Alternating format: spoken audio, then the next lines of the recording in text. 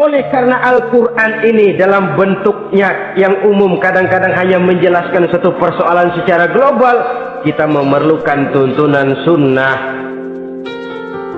dari Rasulullah Shallallahu Alaihi Wasallam. Umpamanya Quran hanya mengajarkan aqimis sholat, dirikan sholat. Caranya bagaimana? Tidak ada cara sholat dalam Quran. Dari mana kita tahu cara sholat? Dari sunnah. Itu sebabnya selain Al-Quran sebagai sumber utama, kita memerlukan sunnah. Bahwa sholat pakai takbiratul ihram di Quran tidak ada.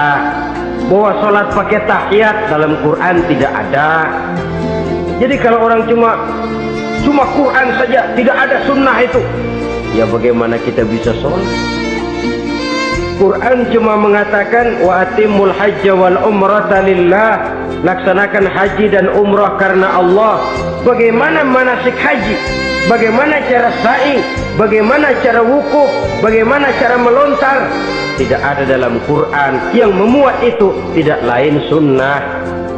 Untuk memahami Quran dan sunnah ini, kita memerlukan orang yang menguasai Quran dan sunnah. Oleh karena itu kita perlu petunjuk kepada para ulama.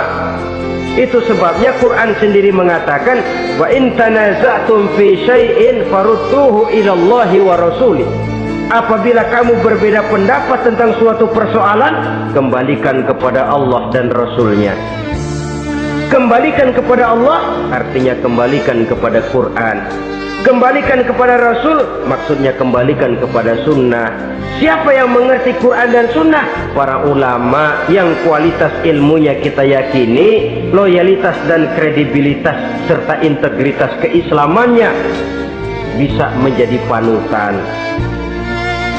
Saudara-saudara kaum muslimin rahimakumullah. Dengan demikian, kalau orang berkata langsung saja memahami Quran, sekarang kan sudah banyak terjemahannya, tidak usah lewat ulama-ulamaan. Saya tidak mencela, cuma agak mengkhawatirkan kalau dia memahami Quran cuma sekedar lewat terjemahannya saja, sangat mungkin jadi dia bisa salah paham. Kita memerlukan bantuan sunnah, kita memerlukan petunjuk para ulama yang menguasai di bidang itu. Kembalikan kepada Quran dan sunnah artinya bertanya kepada orang yang memahami Quran dan sunnah. Nah, dengan begitu kan akan terjadi perbedaan pendapat. Perbedaan pendapat sesuatu yang halal sepanjang tidak menyebabkan kita berpecah belah. Halal berbeda pendapat, asal diletakkan pada proporsinya. Apalagi kalau perbedaan pendapat itu cuma masalah teknis, bukan masalah prinsip. Kenapa tidak pulang saja kepada tuntunan Quran?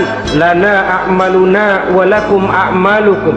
Kami akan mengamalkan amalan yang kami yakini benarnya. Saudara persilahkan mengamalkan amalan yang saudara yakini benarnya. Sama-sama punya alasan, sama-sama punya dalil. Tidak usah saling menyalahkan, tidak usah saling mengklaim merasa yang paling benar, orang lain salah semua.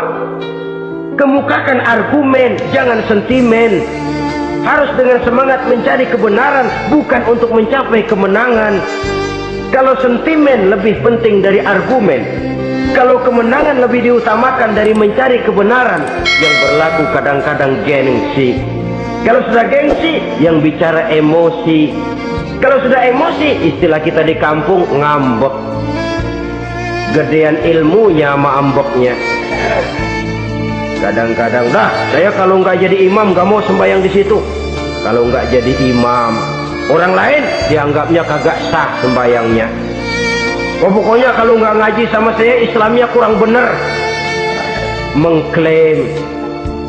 Perbedaan pendapat wajar, halal, asal tidak menyebabkan kita berpecah belah. Dan sewajarnya kita lebih berusaha mencari titik pertemuan, memperbesar persamaan, dan bukan mengutak-ngutik perbedaan.